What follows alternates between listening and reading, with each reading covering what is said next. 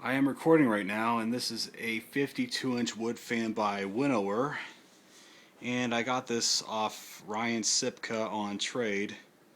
Thanks again for such a great fan, Ryan. You rock. And this nice wooden faceplate. Vents are nicely cut out. See the filagree sideband and the top. I don't know how well you can see it, but it is definitely wood or veneer. I don't know. It's got a nice woody feel to it, but. And I'll show you the canopy. Very generic looking. It's can only be mounted with a down rod. And let's have a look at the blades. The other side is stencil. I don't know how well you can see it, but it's the other side is stencil, but I prefer plain to stencil. I'm not a fan of it, no pun intended. Here's the blade tip. Show all the way down. Here's the blade arm. It's 3-speed reversible.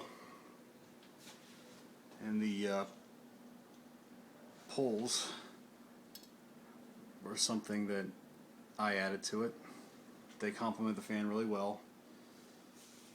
They're a little darker, but I wanted identical ones, so that's the closest match I had to it. So, and the light kit was something that I added to the fan.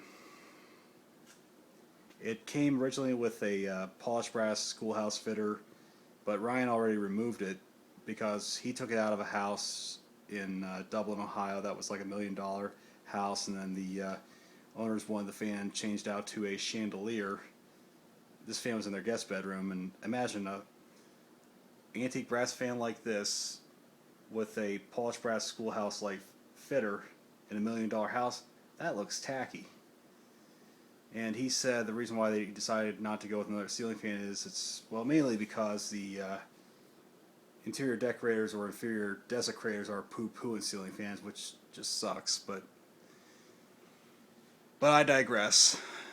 But the light kit right here, it really looks very becoming on the fan, and it was something that was on display at a local, now defunct lighting store, had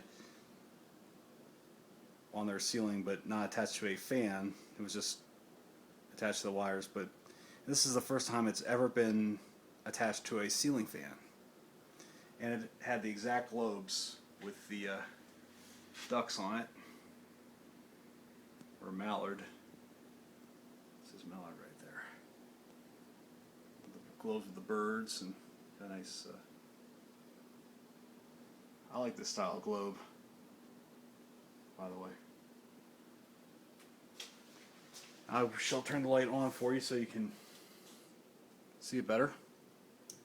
Shed a little light on the situation.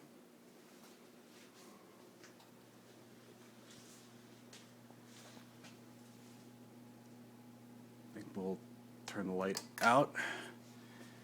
Now we shall finally get to the fan, and I'll start off on low.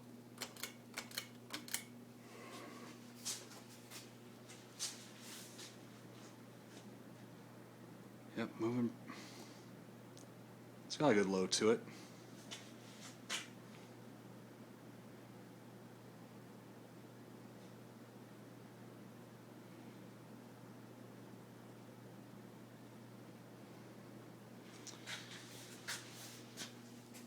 Okay, medium.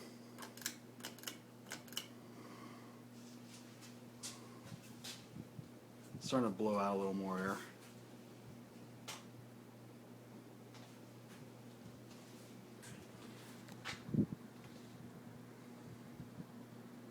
It's got those skinny blades on it, in case you didn't notice. Let's move a good bit of air too for something like that. I think the motor is really powerful in it. It's got those skinny builder type blades, and that came out in like the late 80s, early 90s, which I think this fan is definitely from that era.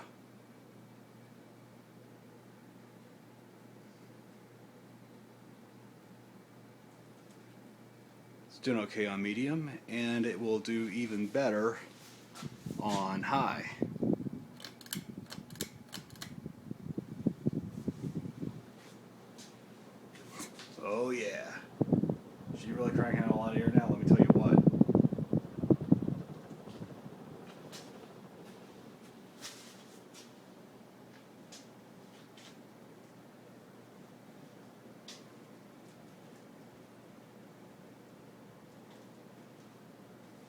does wobble maybe a little bit, but nothing significant.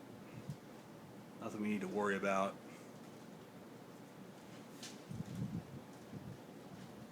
Well, since it uses those skinny blades, I could always go to Home Depot, pick up a set of Westinghouse replacement arms. Would work great on this fan.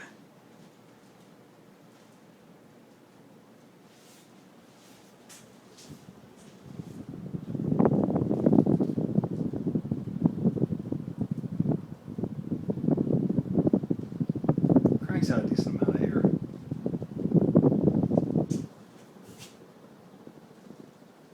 But nowhere near as much as the Palmer over yonder.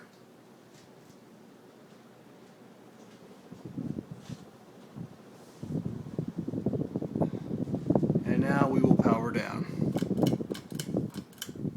Yep.